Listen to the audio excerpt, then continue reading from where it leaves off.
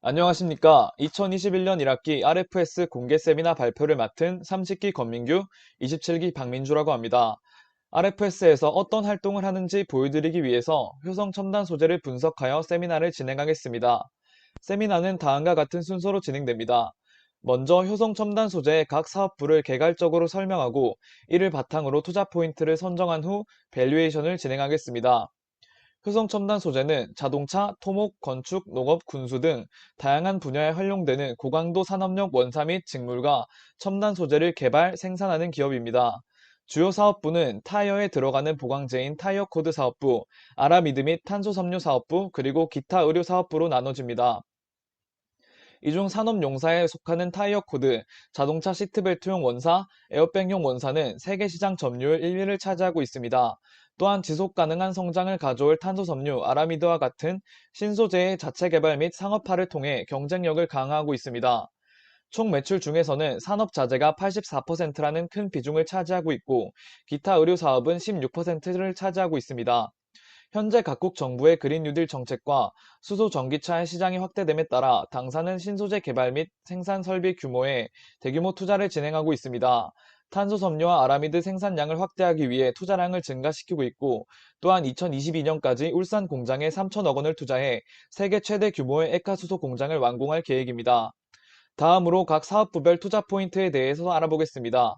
먼저 투자 포인트 1번 꿈의 신소재 탄소 섬유와 아라미드에 대한 기대감입니다.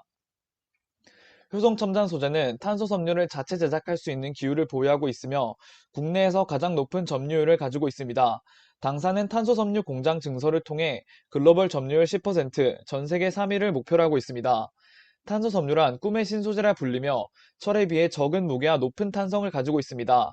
이에 따라 철이 사용되는 모든 산업과 항공우주, 건설, 스포츠 등에 적용이 가능하여 무궁무진한 가능성을 가지고 있습니다. 또한 수소 경제의 핵심 소재로 주목받고 있습니다. 불안전성이 높은 수소를 연료로 이용할 때 튼튼한 용기 소재가 필요한데, 이곳에 탄소 섬유가 들어가서 수소 연료의 보급에 따라 탄소 섬유의 수요도 증가할 전망입니다. 정부는 그린 뉴딜 정책을 통해 수소 경제 활성화에 집중하고 있으며 다양한 지원을 하고 있습니다. 당사는 국내에서 유일하게 탄소 섬유를 생산할 수 있는 기술을 보유한 기업으로 이에 수혜를 받을 수 있을 것으로 예상됩니다.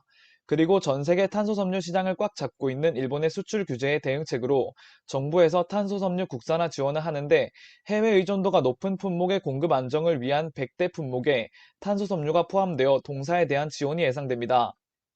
세계 탄소 섬유 시장 점유율을 볼 수 있습니다.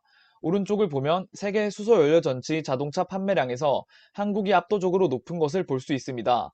앞서 살펴보았듯 한국의 수소차 비중은 전 세계 절반을 차지하고 있는 만큼 현대차 역시 수소차와 인프라를 확장하는 모습을 볼 수 있습니다. 다만 현재 현대차의 수소 연료 탱크에 사용되는 탄소 섬유는 전량 일본에서 납품합니다. 동사는 기술적으로 여류이긴 하나 정부의 국산화 정책과 현대차의 탄소 섬유 공급의 안정성을 고려한다면 현대차와의 계약이 긍정적으로 진행될 수 있을 것으로 기대됩니다. 당사의 다른 신소재로는 아라미드가 있습니다. 당사에서 생산하는 아라미드가 코로나 사태로 인해 수요가 급증하며 당사의 주가 상승 기대감을 높이고 있습니다. 아라미드란 극한 조건과 환경에서 사용하는 섬유로, 종류로는 방탄소재용, 보호소재용, 광케이블 보강소재용, 자동차 복합재료 보강용 등이 있습니다. 아라미드는 5G 시장과 전기 자동차 시장의 커짐에 따라 점차 발전하고 있습니다. 아라미드는 코로나 바이러스의 수혜자입니다. 코로나로 인해 설비 수요가 증가하여 광섬유에 필수적으로 들어가는 아라미드 또한 수요가 증가하고 있습니다. 아라미드와 5G 통신 수요는 같이 커진다고 볼 수 있습니다. 광케이블과 5G 시장의 성장세로 보아 아라미드 시장의 규모는 더욱 커질 것으로 기대됩니다. 아라미드는 전기차 부품에도 들어갑니다. 전기 자동차는 주행거리에 있어 부품 경량화가 가장 큰 문제인데, 아라미드처럼 단단하고 가벼운 소재를 쓰면 주행거리가 늘어나기 때문입니다. 아라미드는 5G와 전기차의 성장세를 동시에 반영할 수 있는 매력적인 섬유라고 볼 수 있습니다. 전기차의 증가세 추세 그래프입니다. 다음으로 두 번째 투자 포인트는 효성의 주요 캐시카우인 타이어 코드입니다. 당사의 높은 타이어 코드 시장 점유율과 전방 산업의 회복세에 따른 수익성의 증가가 핵심이라고 할 수 있습니다. 타이어 코드란 타이어의 내구성과 주행성, 안정성을 높이기 위해 고무 내부에 들어가는 섬유 재질의 타이어 보강재입니다. 이 타이어 코드는 일반 승용차뿐 아니라 버스, 대형 트럭, 군용 차량 등 거의 모든 차량에서 활용되고 있습니다. 효성에서 생산하는 타이어 코드는 폴리에스터 타이어 코드, 나일론 타이어 코드, 스틸 코드, 비드와이어로 구성되어 있습니다. 당사는 4가지 타이어 보강제 생산 설비를 모두 보유하고 있는 유일한 기업입니다. 그중 주요 캐시카우 제품인 폴리에스터 타이어 코드는 전 세계 승용차 타이어의 45%를 공급하며 세계 시장 점유율 1위를 지속적으로 유지하고 있습니다.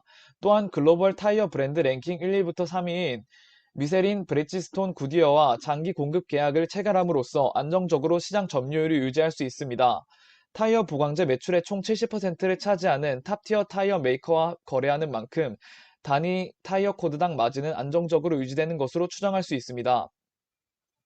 아울러 울산 공장 외에 중국과 베트남, 미국, 룩셈부르크 등 세계 각지의 현지 생산 체제를 구축하여 해외 시장에서도 안정적으로 제품을 공급하고 있습니다. 운전자의 안전과 관련된 만큼 타이어 제품 구성 요소는 쉽게 바꿀 수 없습니다. 따라서 탑티어 타이어 메이커를 고객사로 보유하고 있는 당사는 단연간 안정적인 매출 창출이 가능할 것이라고 생각됩니다. 이 타이어 코드에 주목해야 하는 이유는 다음과 같습니다. 2018년 10월 이후 타이어 코드의 원재료인 펫칩과 나일론 66의 가격이 지속적으로 낮아지고 있습니다. 원재료의 원가 하락에도 판가는 약보합으로 유지되면서 스프레드는 지속적으로 개선되고 있습니다. 코로나 바이러스로 인하여 급감했던 판매량이 최근 회복하는 추세에서 원재료 가격이 소폭 하락하는 현 상황이 지속될 경우 당사는 효율적으로 원자재를 조달해서 높은 원가 경쟁력을 유지할 수 있습니다. 효성의 타이어 코드 사업부는 모두 자동차와 타이어라는 전방 수요에 따라 실적이 크게 결정되는 사업입니다. 타이어 코드는 항공기나 기타 타이어가 들어가는 모든 제품에 쓰이나 매출의 가장 큰 부분을 담당하는 주력 수요는 역시 자동차이며 그 밖에 에어백 원단과 시트벨트 또한 자동차의 수요가 절대적인 영향을 미칩니다. 따라서 당사의 실적 선행 지표는 전방 산업인 자동차 산업이 될 수밖에 없습니다. 자동차 산업은 코로나 바이러스 확산에 큰 영향을 받은 산업 중 하나입니다. 팬데믹 지속으로 인한 글로벌 수요 둔화와 공장 내 감염으로 인한 공장 셧다운이 동시다발적으로 발생하면서 전 세계 자동차 판매량은 2020년 반기 동안 일제히 폭락했습니다. 효성 또한 글로벌 타이어 업체들의 수요 둔화, 1티어 고객사인 북미, 유럽의 공장 셧다운, 그리고 유럽의 자동차 판매 부진으로 인해서 1, 2분기 실적이 좋지 못하였습니다. 5월부터 바이러스의 영향에서 조금씩 벗어나 일부 고객사의 공장이 재가동되기도 했지만 가동률은 60% 초반밖에 머물지 못했습니다. 2020년 2분기에는 산업자재 부분 매출액 8,880억 원으로 19년 2분기 대비 50%가량 감소했고 영업이익 또한 2020년 2분기 기준 마이너스 428억 원을 기록하며 컨센서스를 크게 하회하였습니다.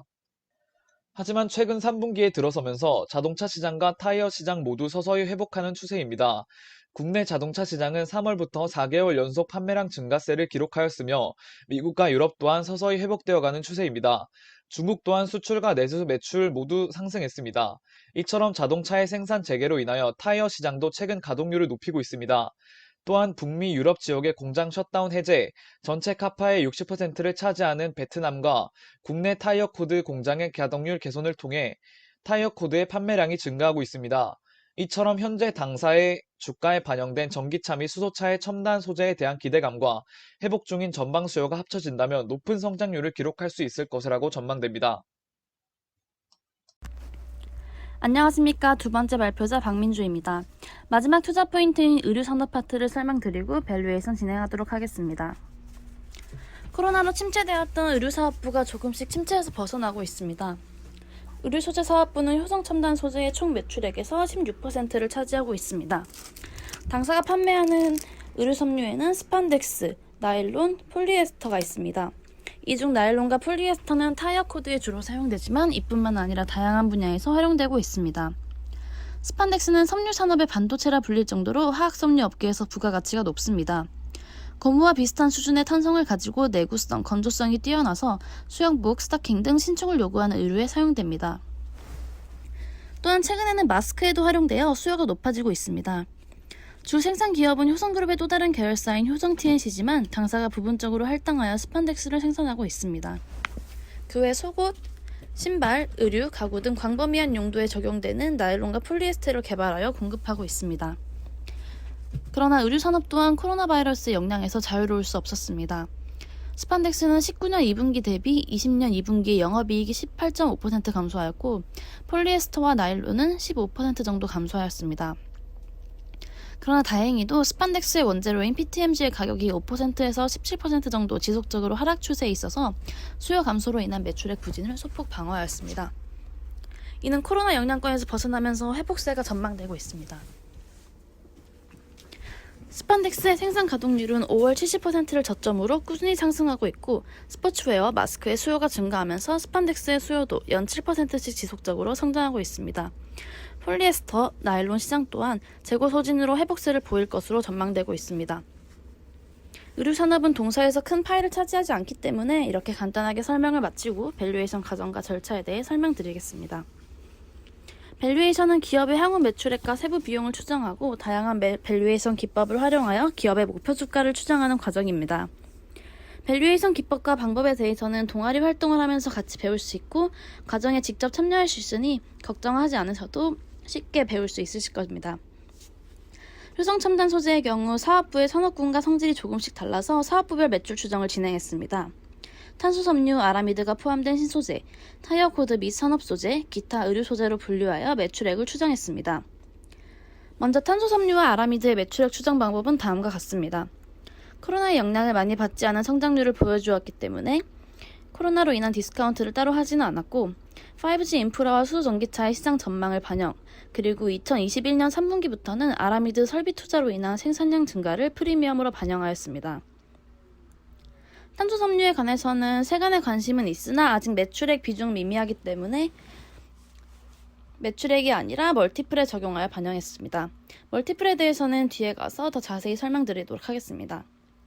타이어 코드는 전방 산업인 자동차 산업이 절대적인 수요라고 할 수 있습니다.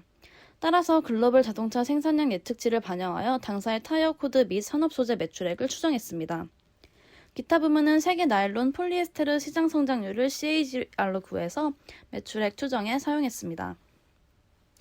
다음은 비용 추정입니다.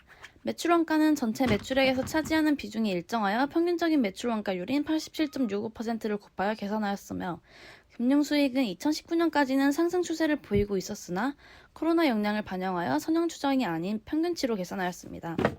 이자 비용, 기타 수익 및 비용은 큰 이슈가 없었기 때문에 이동평균하였습니다. 마지막으로 법인세는 동사가 속해 있는 화학섬유산업 2019년 평균 유효 법인세율 27%를 적용하여 당기순이익 988억 원을 기록할 것으로 전망했습니다. 다음은 재무상태표 추정입니다. 저희가 손익계산서에 관해서는 2020년에 추정을 처음으로 한 후 2021년 기준으로 업데이트를 하였으나 재무상태표 추정은 저희가 업데이트를 하지 못한 점 양해 부탁드립니다. PPT에는 나와 있지 않으나 간단하게 들어주시면 감사하겠습니다.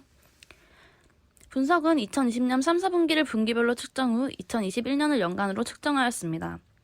자산과 부채의 경우 동사가 2018년 2분기에 상장하여 경량성을 도출할 만한 데이터가 부족했고 코로나로 인한 차입금과 매출 채권 등의 계정의 급격한 변동, 비유동 부채의 큰 폭의 감소 등으로 추정에 어려움이 있어 자본 위주로 측정했습니다. 지배지분 중 주식 발행 초과금과 자본금의 경우 변동이 없고 유상증자 등의 소식이 없으므로 그대로 사용하였고 이익잉여금은 앞서 추정한 손익계산서의 당기순이익 부분을 반영했습니다. 기타 자본 구성 요소는 연도별로는 상이하나 같은 연도에서 유사한 값을 가진으로 이동평균했습니다. 비지배 지분의 경우 올해 2분기 코로나로 인한 일시적인 감소, 그러니까 2020년 2분기 코로나로 인한 일시적인 감소로 판단하고 2019년 평균값을 대입했습니다. 동사는 화학 분야 사업을 주로 영위하고 이는 자본집약적 산업입니다. 따라서 순자산 가치의 중요성이 부각되며 또 EPS가 마이너스 값을 기록해서 PBR을 사용하였습니다. 화학 분야 사업은 보통 PBR을 사용하신다고 보면 됩니다. 순자산 총계를 통해서 BPS를 산출하였고 각 사업부의 피어 그룹들의 멀티플 1.2와 주가를 견인하는 수소차 테마의 멀티플 4.0을 4대 6의 비중으로 가중평균하여 반영하였습니다. 수소차 테마의 멀티플을 반영한 이유는 현재 탄소섬유로 인한 기대감이 주가를 견인 중이고 탄소섬유의 실적이 2022년부터 유의미한 숫자로 반영될 것을 고려하였습니다. 이러한 밸류에이션 과정에 따라 목표 주가 35만 7천 원을 추정하였고 상승 여력 19%를 제시하는 바입니다. 여기서 이렇게 효성첨단 소재, 밸류에이션 발표를 마치겠습니다. 발표 들어주셔서 감사하고 함께 활동하며 성장하는 한 학기가 되기를 진심으로 바랍니다. 감사합니다.